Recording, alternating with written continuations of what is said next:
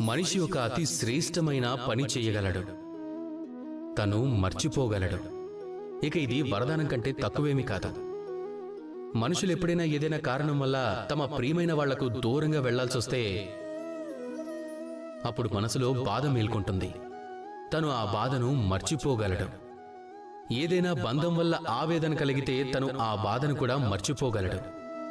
కానీ ఈ ప్రపంచంలో ప్రతి భావాన్ని, ప్రతి వస్తువుని మనం మర్చిపోకూడదు.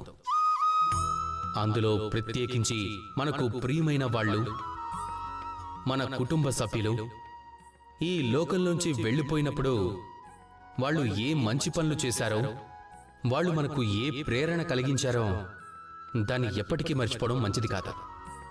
ఎప్పుడైనా మీరు ఏదైనా ఉన్నత స్థానానికి వెళ్ళినప్పుడు, సఫలతను పొందినప్పుడు ప్రారంభం నుంచి మీకు తోడుగా ఉన్న ఆ మిత్రులను మర్చిపోవడం మంచిది కాదు. వాళ్ళెప్పుడూ మీకు సహాయం చేశారు. ఇక అన్నింటికంటే ముఖ్యమైనది, కావాలంటే మీ వయసు ఎంత పెరిగినా సరే తల్లిదండ్రులను ఎప్పటికీ మర్చిపోకండి. మీరు ఎంత పెద్దవాళ్ళైనా సరే వాళ్ళ దృష్టిలో మీరు పిల్లలుగానే ఉంటారు. అనుభవంలో కూడా వాళ్లకంటే చిన్నగానే ఉంటారు. అందుకే మీ తల్లిదండ్రులను ఎప్పుడూ మీ దగ్గర ఉంచుకోండి. వాళ్ళని ఎప్పటికీ మర్చిపోకండి.